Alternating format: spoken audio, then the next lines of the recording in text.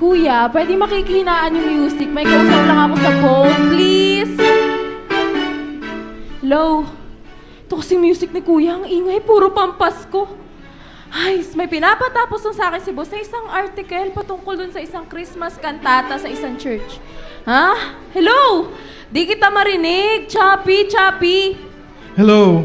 Ang sabi ko, uuwi ka ba ngayong Pasko o hindi? Hindi mo naman ako sinasagot ng diretso eh. Kuya, wala na ba tayong ibang pag-uusapan kundi Pasko? Casey, ilang beses ko bang sasabihin sa'yo, kailangan ka ni Mama ngayong Kapaskuhan? At ano namang ibig mong sabihin kailangan ako ni Mama? Kinokonsensya niyo lang ako para umuwi ako dyan eh. Aba, dapat lang naman talagang makonsensya ka.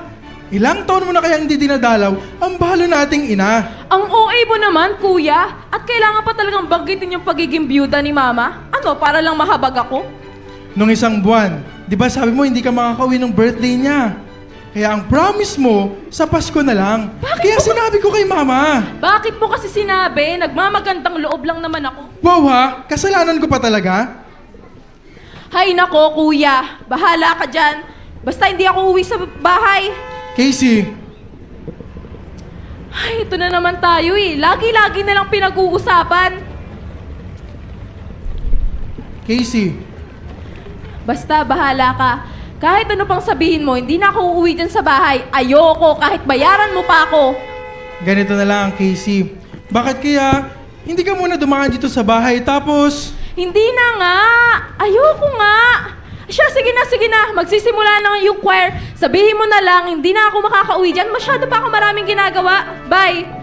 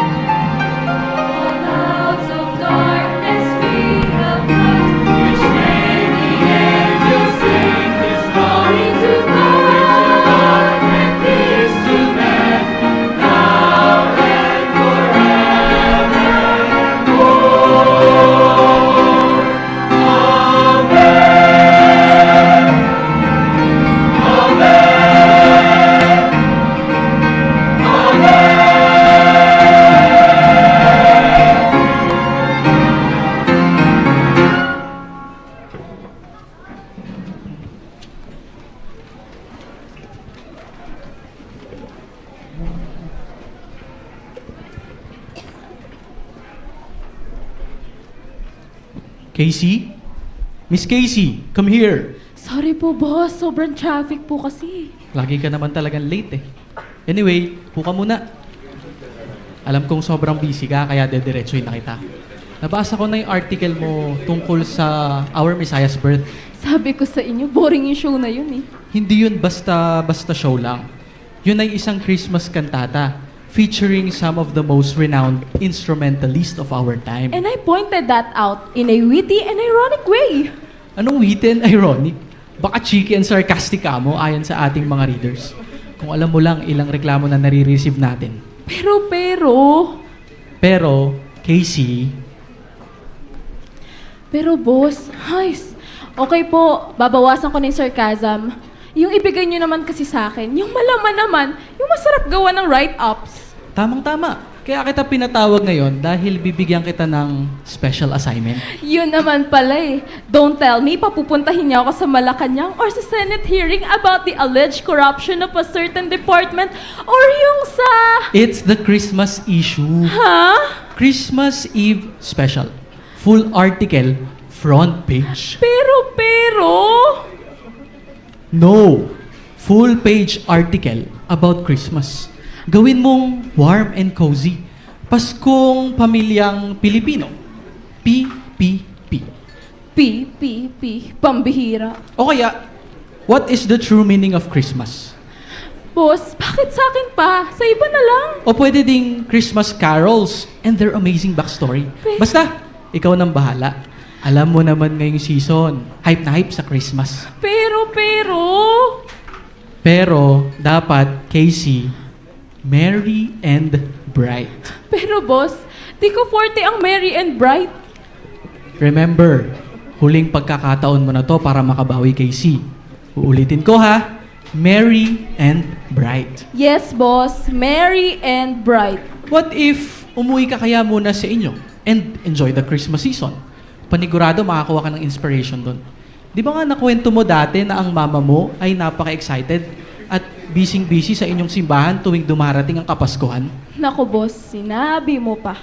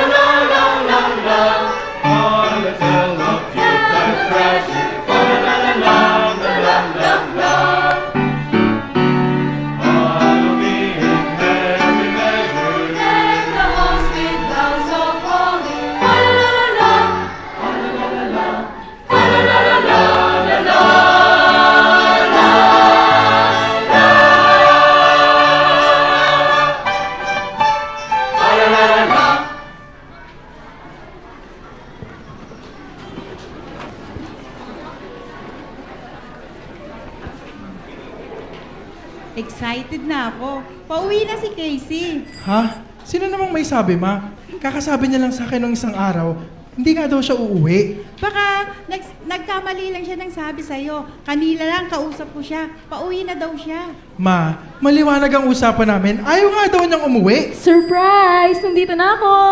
Okay? Mother! Sabi ko sa'yo, uuwi siya eh.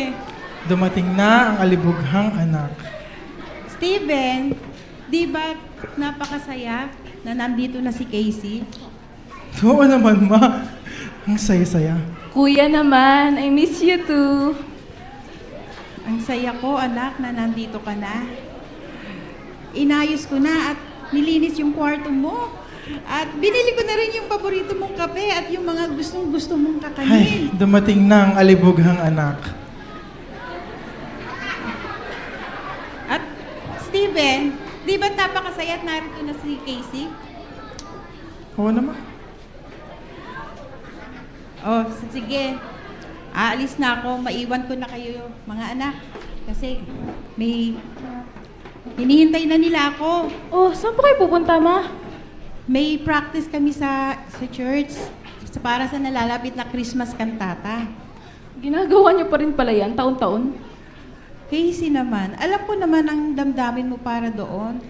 Pero huwag kang mag-alala, hindi naman kita pipilitin. Pwede nga, dito ka na lang muna sa bahay. Tamang-tama. Ha? Sasama po ako. Ano? Oh, ba't nagulat kayo? Matagal na kasi yung huli, tsaka Pasko naman, di ba? Pagbibigyan ko naman kayo. Wow, nagbago na ang anak ko. Maniwala naman sa'yo. Sigurado, anak, masasabayan mo yung mga aawitin natin doon. Kuya, seryoso ako. Sige ma, ilista mo na ako dyan. Sasali po ako sa choir. Teka, kukunin ko lang ang pitaka ko. Casey, seryoso ka ba? Bakit? Di ba pwedeng enjoyin ko muna yung Kapaskuhan? Wow ha, nung isang araw lang, masuka-suka ka, tapos ngayon, sabihin mo, enjoy. Hay nako, kuya. Wala lang siguro ako sa mood no, no? Tapos ito pa, sasama kay mama sa church, himala. Ganun talaga. People change, di ba? Huwag kang judgmental. Tara na, Casey, anak! Okay pa, papunta na ma.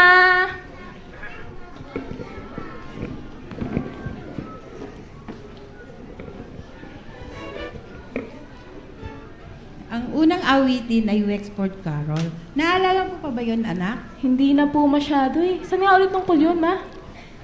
Ang Wexford Carol ay isang Irish carol na nagpapaalala sa atin ng ginawa ng Diyos sa sanlibutan noong unang Pasko. Good people all, this Christmas time, consider well and bear in mind that our good God for us has done in sending His beloved Son. Casey, naglo-notes ka ba? Ha? Pakailan mo ba? Gusto ko matuto pa tungkol sa Pasko eh. Diyan ka na nga.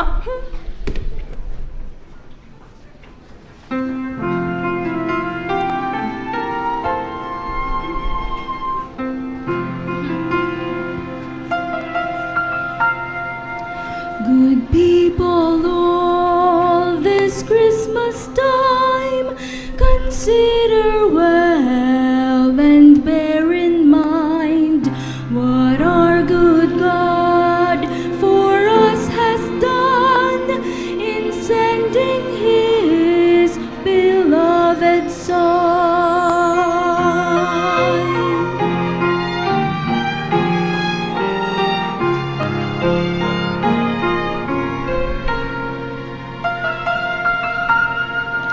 Near Bethlehem did shepherds keep their flocks of lambs and feeding sheep, to whom God's angels did appear, which put the shepherds in great fear. Prepare and go, the angel said, to Bethlehem, be not afraid, for there you'll find this happy morn, a princely babe, sweet Jesus born.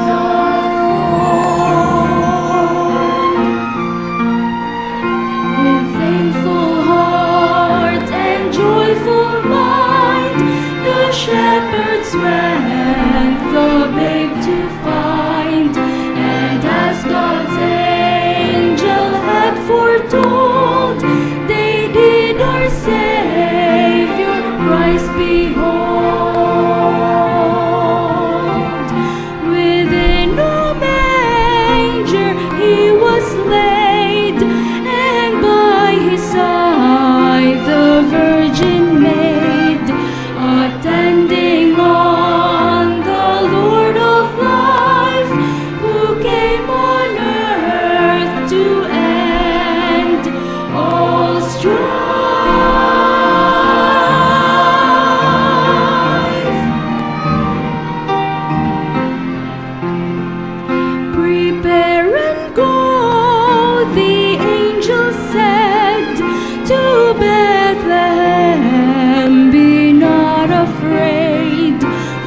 There you'll find this happy morn, a princely babe, sweet Jesus born.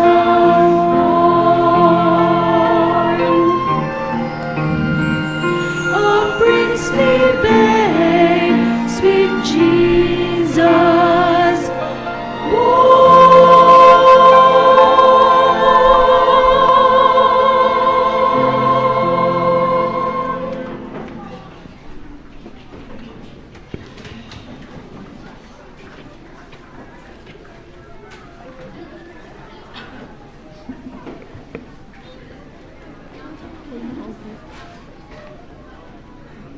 Habang ako'y nakaupo sa isang sulok ng aming tahanan at pinagmamasdan ang mga kumukuti-kutitap na ilaw, aking pinagmumuni-munihan ang masasayang alaala ng Kapaskuhan. Ang puso ko'y nag-uumapaw sa kagalakan at pagmamahalan at... Masisisanti na ako nito! Hindi, kaya ko to. Alam ko na. Tungkol na lang kaya sa mga kanta sa Christmas kantata nila Mama. Mayroong rason kung bakit ang ating mga paboritong awiting pampasko ay umaalingaw pa rin sa ating panahon ngayon. Marahil dahil ito sa masasayang himig nito o kaya naman ang masasayang alaalang dala ng mga ito. Ay, mali. Ano kaya? Marahil dahil ito sa mga katotohanang tinuturo ng bawat linya at salita. Yun, tama. Tuwing dumarating ang Pasko, nagkakaroon ng Christmas kantata ang aming simbahan sa aming maliit na bayan sa probinsya. At kabilang na sa mga awiting sinasama nila ay ang awiting I Heard the Bells na sinulat ni Henry Wadsworth Longfellow. Alam niyo ba na naisulat ang awiting ito sa pagkakataong hindi kaaya-aya? Isang araw noong taong 1863, nagkaroon ng sunog sa tahanan ni Henry na siyang naging sanhi ng pagkamatay ng kanyang asawang si Fanny. Siya naman ay sugatan at puno ng lapnos ang buong katawan dahil sa pagtangkang sagipin ng kanyang asawa. Matapos ang ilang mga araw, habang siya naman ay nagpapagaling, ang kanyang anak naman ay tumakas upang sumanib sa Union Army sapagkat mayroong civil war sa panahon ng iyon sa Amerika. Dumating na ang Disyembre, nawawala na ang kanyang anak. Hanggang sa lumipas ng ilan pang linggo, natagpuan siyang sugatan at nag-aagaw buhay. Dumating ang Kapaskuhan sa buhay ni Ginoong Henry nang may kabigatan sa puso. Alam naman natin ang kalungkutang hatid ng ganitong mga kapanahunan, lalo na't nawala ng mahal sa buhay. Gayunpaman, sa gitna ng magkasunod na trahedyan, pinilit ni Henry na labanan ang kanyang pagkalumbay. Habang nakikinig sa tunog ng mga kampana, kanyang naisulat ang mga katagang ito na siya ring nilapatan ng himig.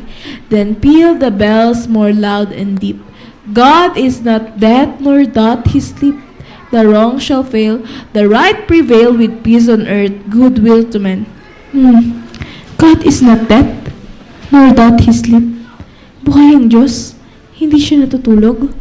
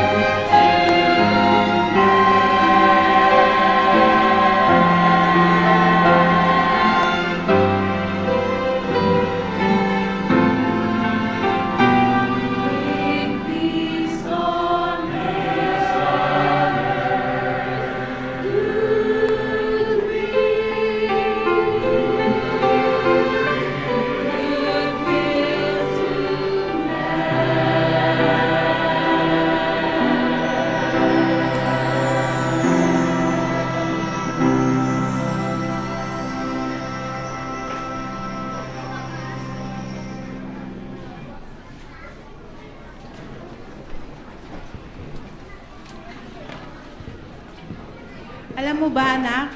Paboritong-paborito kong awiting yon. Alam mo ba na kamamatay lang nung asawa, nung author na sumulat nun? Opo, ma. Kakabasa ko lang din po. Ha? Paano? Ma, Wikipedia! Wiki ano? Wikipedia po. Ay, ewan. Huy, Po! si Kenneth, oh. Sino? Si Kenneth. Tayo ka ng ayos. Bakit ba, ma? Sino ba yun? Ay, Kenneth, yuhu! Kenneth, halika! May Ma? makikilala lang ako sa'yo saglit. Ma, sino bang Kenneth yan? Si Kenneth, gwapo yun, anak. At nag-iisang taon pa lang siya dito sa church. Ang busy-busy niya at napakagaling niya sa ministry. Pero ang pinakamahalaga diyan, Magandang gabi po, ma'am. single siya. Mama?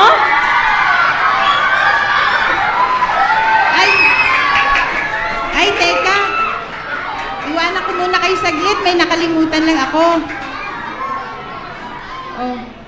Kenneth, alam mo, ito yung anak ko. Napakaganda niya. Pinag-uusapan ka lang namin kanina patungkol sa'yo. Hello po, Brother Kenneth po pala. Anak, iwanan ko muna kayong dalawa. May nakalimutan lang ako saglit. Yung, Ma? Ma'am Josephine, tawag niyo po ako? Alam naman nating lahat na hindi ka niya tinawag, ma! Ay, pagpasensyahan mo na si mama, masyado kasi siyang... Mabait. Grabe. Isa kasi siya dito sa mga mothers sa church. Napaka-active at napaka-hospitable. Talaga? Lagi ka ba nandito? Oo, halos araw-araw na rin. Ah, I see. Pero di kita namumukha ni. Taga saan ka ba? Parang di ka taga dito, no? Hindi. Matagal na talaga ako nakatira dito. Doon ako sa Mayriles. Late lang kasi ako na-save at na-baptize. Kaya pala. Ako kasi, dito na ako lumaki sa church. Buti ka pa. Pero, malaki ang pasasalamat ko sa simbahan. Sana nga, dati pa ako napabilang dito. Pero kahit pa paano, ngayon, lumalago na ako. Totoo? Tuwang-tuwa lang kasi ako dahil dito sa church, talagang Biblia yung kanilang sandigan at hindi lamang talaga tradisyon. Napaka-aktibo rin nila sa pagbabahagi ng Ebanghelyo dito sa Karatig Bayan at sa kahit anumang paraan. Tulad nitong gaganapin na Christmas kantata para lamang maraming makapakinig ng salita ng Diyos. Oo nga, tama ka dyan. Aha. Matanong nga kita. Bakit ba tuwang-tuwa ka sa paghanda para sa Christmas kantata? Siyempre, yung music. Kasi sa panahon natin ngayon, marami na naglipa ng mga makabagong musika.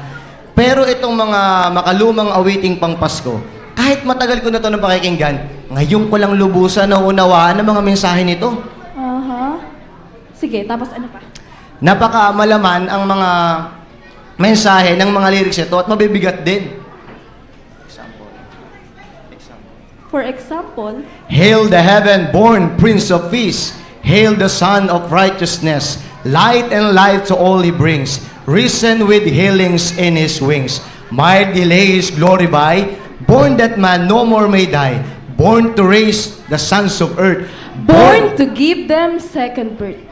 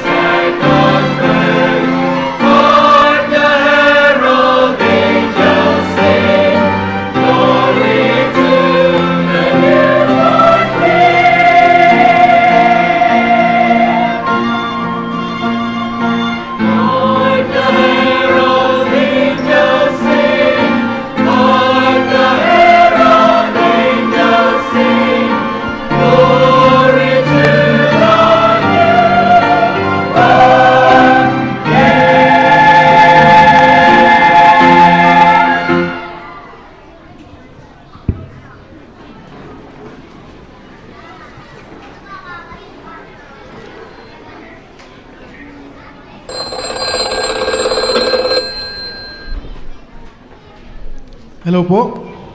Hello? May I speak to Miss Casey Guevara? Ah, pasensya na po. Wala po siya dito ngayon. Nasubukan niyo na po ba siyang tawagan sa kanyang cellphone? Yes, ilang beses na pero hindi sumasagot eh. Pakisabi na lang sa kanya na na-move ang kanyang deadline ng mas maaga. Kailangan niya na isubmit ng kanyang write-ups for Christmas special sa 22, bukas. Christmas special? Ibig sabihin po ba isang article? Yes, tama ka dyan. Pakisabi na lang sa kanya na kahit huwag na siyang tumawag ulit. Tapos pakibilin ulit, please, merry and bright. Ah, sige po. Sige po, salamat. Bye-bye. Kaya pala siya napilitang umuwi dito. Hindi pa rin pala talaga siya nagbabago. Napakaganda kasing pakinggan ang mga makalangit na awiting pang Pasko. Mas madali kasi magbahagi ng ebanghelyo sa panahon na ito. Siguro nga, pero dapat mag-ingat ka pa din. Ha? Anong ibig mo sabihin? Mag-ingat ka kasi baka ma-offend mo yung mga taong iba naman yung paniniwala. O di kaya, hindi talaga naniniwala. Gets mo? Teka, hindi ko nagigets eh. Para bang sinasabi mo, wag na lang ako mag-share ng gospel sa iba? Hindi naman sa ganun. Pero baka kasi kapag pinagduduldulan mo sa tao yung Bible, ay mainis lang sila sa'yo. Ako kasi sa Manila, hindi na namin pinag-uusapan ng faith or other religious stuff. Kasi nga, iba-iba naman kami ng paniniwala. At saka, baka maka-offend pa kami, di ba? Kasalanan di kaya mang-offend. Ang totoo, nakaka-offend naman talaga ang ebanghelyo. Dahil sinabi ni Jesus na kung sino man na maghahayag sa kanyang pananampalataya, ay makakaranas ng pag-uusig. Wait, teka, di mo ako nagigets eh. Ang ibig ko kasing sabihin, di ba dapat love at wag mag-judge? Kasi baka kapag sinasabihan mo sila ng mali yan, kasalanan yan, o di kaya, pag di ka naniwala sa akin, pupunta ka impyerno. Eh para bang ginajudge mo sila? Alam ko na to, dito na nga ako lumaki. Oo, buti ka pa at hindi tulad ko. Ang alam ko lang naman kung anong sinasabi ng Bible. Tulad ng sinabi ni Jesus, I am the way, the truth, and the life. No man cometh unto the Father but by me. O di ba alam ko? Pero, sinasabi rin ng Bible na tayo ay makasalanan, mapapahamak sa impyerno. Tanging pananampalataya lamang kay Kristo, tayo ay maliligtas. At saka, sinabi na rin ni Jesus na inutos na rin niya ng Diyos na ibahagi natin ang ebanghelyo kahit kanino man. Alam ko naman kung anong sinasabi ng Bible eh. Pero parang hindi ka naman naniniwala eh. Naniniwala naman ako, no? Pero dapat kasi, mas maging open-minded tayo. Dapat inclusive tayo to all walks of life and faith. Tama, at napaka-inclusive ng ebanghelyo. For whosoever shall call upon the name of the Lord shall be saved. hindi niya nga kalooban ang sino man na mapahamak sa impyerno. At the same time, napaka-exclusive din ang gospel. Dahil nag-iisa lamang ang tunay na Diyos na nagpadala nag-iisa niyang bugtong na anak na si Jesus upang gampanan ang nag-iisang pambayad ng ating kasalanan, kamatayan sa krus ng Kalbaryo. At kung sino man ang mananampalataya sa Kanya at tatanggapin si Jesus sa kanyang puso bilang tagapagligtas, ay siya lamang maliligtas.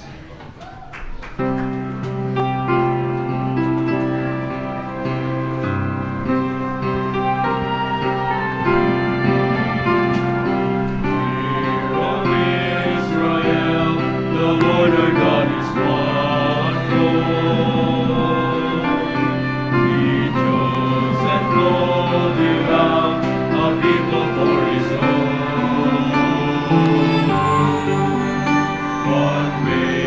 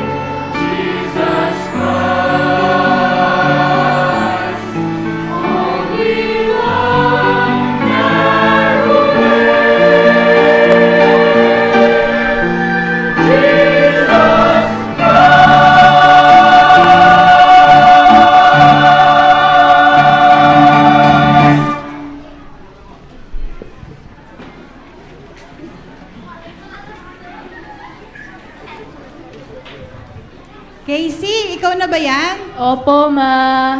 Kumusta naman si Kenneth? Ang bait niya, no? Gwapo pa. Ma?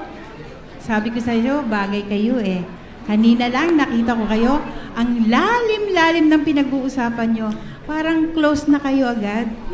Nagtatalo nga po kami. Ha? Bakit kayo nakikipagtalo? At ano naman yung pinagtatalunan nyo, anak? Hay nako, ma. Kung ano man yung pinaplano nyo sa aming dalawa ni Kenneth, itigil nyo na. Magkaiba po kami ng mundong ginagalawan. Siguro kailangan mong lumipat sa mundo niya. Bihira na kaya ang lalaking ganyan sa buong universe. Hindi nga po ubra, ma. Pero seryoso, bagay na bagay kayo. Sayang naman. Ma?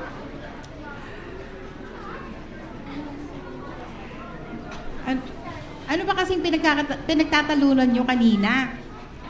Hay nako, ma. Katulad lang din pala siya ng ibang lalaki dyan sa church. Hay nako. Anong ibig mong sabihin dyan sa church? Ito na naman po tayo eh. Paulit-ulit na lang pinag-uusapan. Ganun ba? Hindi mo pa rin ba sigurado ang pananampalataya mo? Hindi naman po sa hindi sigurado, ma. Pero may sariling klase lang ako ng pananampalataya na di tulad ng sa kanya at ng sa inyo. Hindi naman... Ganun ba? Akala ko kasi nagbago ka na. Para kasing nagbago ka na. Dahil hindi talaga siya nagbago. Wow, 2 versus 1 na ha. Tumawag yung boss mo nung wala ka. Bukas daw yung deadline mo. Tumawag siya dito. Oo. Pero, sa tingin ko, kayang-kaya mo nang tapusin yan sa dami ng mga impormasyong nasagap mo. Ba, para dyan sa sinusulat mo. Kaya ka lang naman talaga na pilitang umuwi dito para dyan sa article mo. Di ba? Kaya ka naman talaga napilitang umuwi dito at kunwaring tumutulong ka kay mama sa church para sa kantata, ay para dyan sa article mo. Ano bang nangyayari? May sinusulat po kasi akong full-page article patungkol po sa trabaho ko. Kaya Patungkol siya po kasi sa napilitang umuwi Christmas dito. kantata yung sinusulat ko, ma. Pero, di naman ako umuwi dito para lang doon. Para di naman makita ko kayo, no? Mangmang lang maniniwala sa'yo. Steven, anak, saglit. Ma, sorry. Hindi ko naman gustong sirain yung Pasko nyo eh. Hindi mo naman sinira ang Pasko, anak. Ma, Siguro, medyo, joke lang. Pero, kahit ano pa ang nangyari, tuwang-tuwa ako, narito ka na, Casey. Kahit ano pang rason, at kahit pa napipilitan ka lang. ganun po ba? At least ako mahal nyo. Pero si kuya, kinasusuklaman na ako noon. Naku, anak, alam mong hindi totoo yan. Alam mong mahal ka ng kuya mo. At nagagalit lang siya dahil nakikita niya na ikaw ay lumalayo. At alam mo naman na, alam namin na kailangan mo ang simbahan at sumunod sa Diyos. Hindi Pero po kasi- tila parang wala lang sa'yo yun. Hindi po kasi ganun kasimple lang yun, ma. Pero simple lang talaga. Kilala mo ba talaga si Kristo bilang Panginoon mo at sariling tagapagligtas? Huwag niyo po sanang masamain, ma. Pero tingnan niyo po kayo. Kayong dalawa ni Papa, linggo-linggo na lang nag-church. Napaka-faithful niyo. Pero bago pa man dumating yung 60th birthday ni Papa, hinayaan lang siyang mamatay ng Diyos. Kaya tingnan niyo kayo ngayon. Pagod na pagod sa pagtatrabaho, pero lubog pa din sa utang. Nasaan na po ang Diyos na sinasabi niyo, ma? Anak, Kanina nga, habang sinusulat ko yung mga dating ginawa ni Papa, naalala ko na lagi niyang binabalot yung picture frame nating family. oo, para maalaala niya ang pinakamahalagang regalo ng Diyos para sa kanya. Pero wala na siya, ma! Kinuha na siya ng Diyos! Bakit ba niya hinayaang mamatay si Papa? Siguro wala lang siyang pakialam. Naku anak, huwag mong sabihin yan. Napakabuti ng Diyos. At pinagpapala niya ang mga tapat, parehas, ang mga tapat at masasama. Ang Diyos ay napakabuti. Siya'y perpekto, banal, puno ng pagmamahal. lagi mo nang naririnig yan. Pero tila parang hindi mo pa tinatanggap sa puso mo ang katotohanan. Napakabuti ng Diyos, Casey. Nirigalo niya ang kanyang bugtong na anak para sa atin. Ang lahat ng regalo niya ay mabuti at perpekto.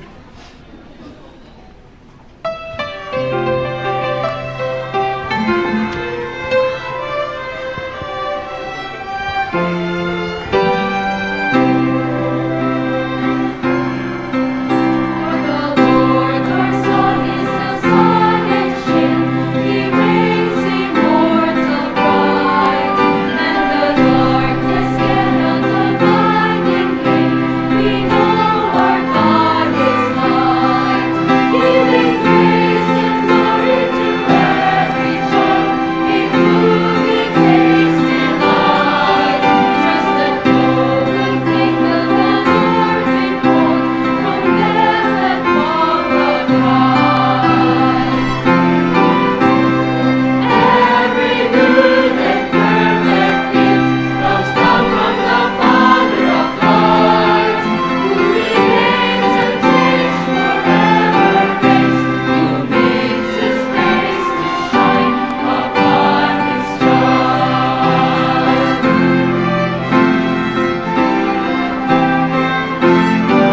From His unapproachable majesty, the sovereign one looks down, and He pours out blessings upon the earth of good and evil man. But the greatest gift, the most perfect love, the Father earth bestowed, was His only Son, highest souls and love, who sacrificed for us. Just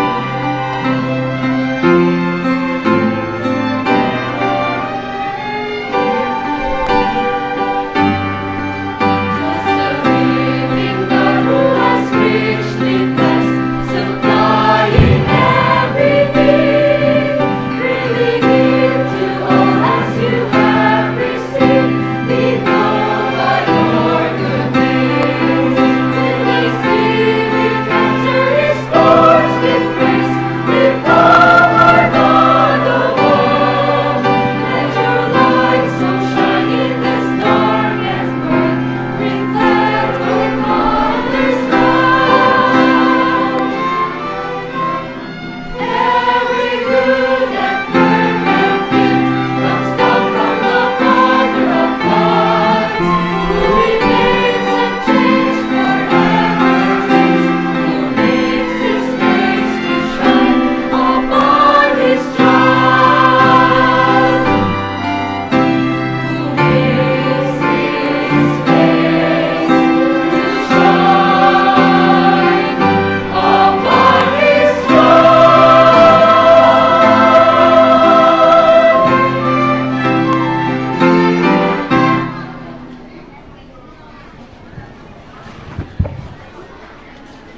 Casey, saglit lang. Ano ba, Kenneth? Kailangan ko muna mapag-isa. Pero gusto ko lang sana tapusin natin yung usapan natin kanina. Okay na yun. Panalo ka na. Teka, ano ba talagang problema? Hindi ko alam. Ang totoo, natatakot ako. Natatakot? Bakit? Oo, natatakot ako. Kasi buong buhay ko, akala ko Kristiyano na ako. Na meron akong masasandalan kung sakaling kailanganin ko ng pampalakas ng loob. Pero sabi sa akin ni Mama, baka hindi pa talaga ako ligtas. Baka hindi talaga ako tunay na nananampalataya. Kanina lang. Sabi mo, huwag maniwala sa Bible at maging open-minded. Tapos ngayon natatakot ka na. Kasi naniniwala ka na. Gusto ko naman maniwala, no? Pero, gusto ko rin namang maligtas. Ano ba dapat kong gawin? Yan! Alam na alam ko kung anong dapat mong gawin. Magsisi ka lang ng iyong kasalanan. Tanggapin mo lang si Kristo sa iyong puso bilang iyong tagapaligtas. Ganyan-ganyan din ako, 1 taon na nakakalipas. Paano ko gagawin yun? Paano ko aaminin dito na ako lumaki sa church pero hindi pa pala ako ligtas? Ano na lang sasabihin ng ibang tao, lalo na yung mga nasa church? Hindi na mahalaga kung anong sasabihin ng iba. Ang mahalaga, alam mo mahal ka ng Diyos at alam ng Diyos ang iyong mga kahinaan. Kaya nga siya gumawa ng paraan para lang makakilala ka sa Kanya. Yun lang pala, Kenneth. 30 years ko nang kinaligtaan at pinalampas ang simpleng paraan ng kaligtasan. Ang sarap sa pakiramdam, no? Yung matagal mo nang hinahanap-hanap, tumawag ka lang sa Panginoon, Casey. Tanggapin mo lang si Kristo sa iyong puso bilang tagapagligtas. For whosoever shall call upon the name of the Lord shall be saved. Saved. Ngayon, nauunawaan ko na. Pwede din pala ako maligtas. Naalala ko tuloy nung bata ko, isang verse sa Bible, and she shall bring forth a son, and thou shalt call his name Jesus, for he shall save his people from their sins.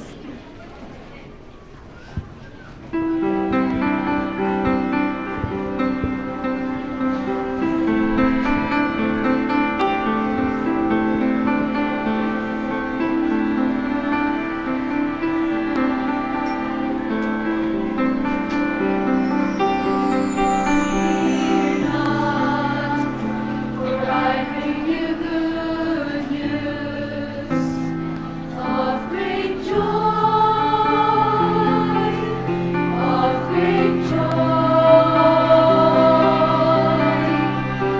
Unto you a child is born this night, Christ the Lord, Christ the Lord. There is more light in this child than darkness in the world. There is more peace in this praise than heart of sorrow. There is more love in this King than death can stand against. His name is Jesus, for he shall save his people from their sins.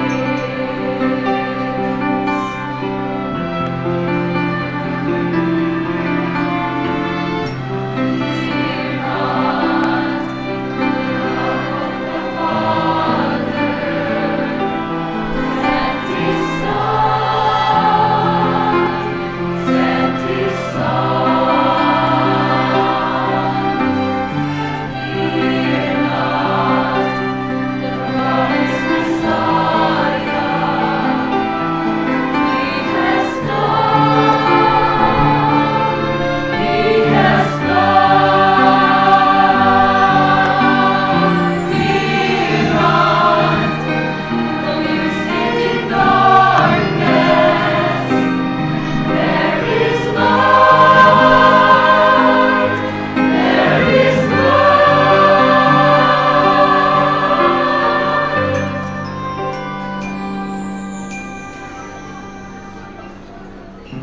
gift that he offers brings true life, brings true life.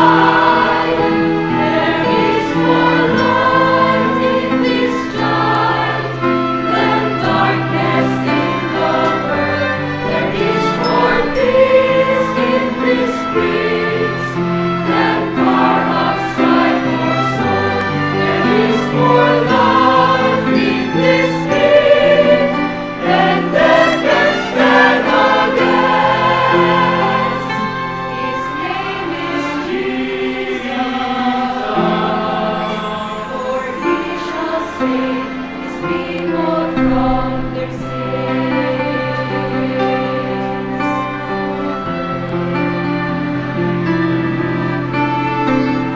Fear not, for I bring you good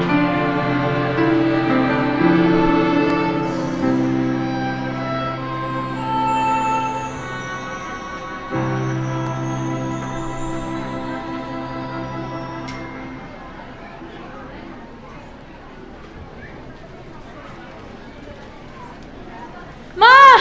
Meron po akong dapat sabihin sa inyo! Ako muna, anak, ang may sasabihin sa'yo. Isinulat ko ang lahat ng verses na dapat kong banggitin sa'yo kanina. Eto, anak, makpakinggan mo. Una, Save na po ako, Ma! ha? Akala ko po ligtas na ako dati, pero di pa pala. Wari ko nga yun, anak, pero namamag-asa pa rin ako na mali ang aking hinala. Opo, kaya nga po ngayon, ligtas na po ako. Kani-kanina lang. Ano ba ang nangyari? Nagkausap po kasi ulit kami ni Kenneth. Tapos, na-realize ko na hindi pa pala talaga ako ligtas. Na kahit pala ako ay lumaki sa simbahan at ang active ang aking family sa church ay ligtas na siguro ako. Pero hindi pa pala. Napapahamak pala ako sa impyerno. Casey, anak. Ang tagal kong inintay ng pagkakataong ito. Teka, kailangan malaman ito ng kuya mo. Teka, tatawagin ko lang siya. Naku, si Kuya! Steven! Ano ba problema sa kuya mo? For sure, hindi yun maniniwala. Sasabihin na nulong na kunwari ligtas ako para makapag-stay pa ako dito sa bahay. At saka para magawa ko yung assignment ko sa office. Steven, halika. May sasabihin ako sa'yo. Hindi ka makakapaniwala sa nangyari kay Casey. Naku ma, hindi na ako maniniwala dun. Hindi ko ata siya mahaharap. Sabihin mo lang yung totoo. Oh, ano na naman yun, Casey?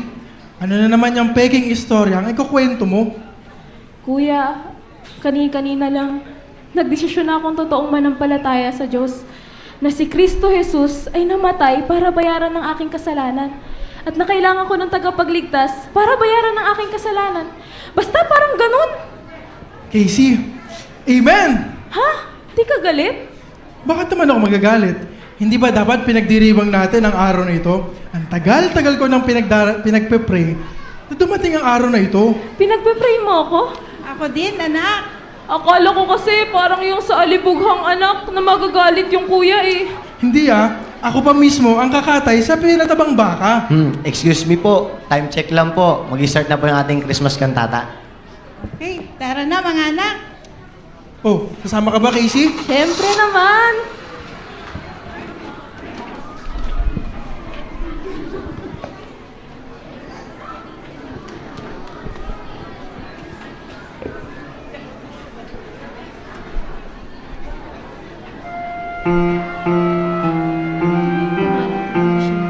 Naglalaan tayo ng oras para gunitain ang isang espesyal na kapanganakan. Marahil, ang buong mundo ay nagdiriwang para sa ibang bagay tulad ng mga Christmas parties, Christmas bonus, at mga Christmas outings. Subalit, ang katotohanan ng tunay na Pasko ay tungkol sa isang sanggol na isinilang sa bayan ng Bethlehem, nakalahad sa mga propesiya at pinahayag ng mga anghel.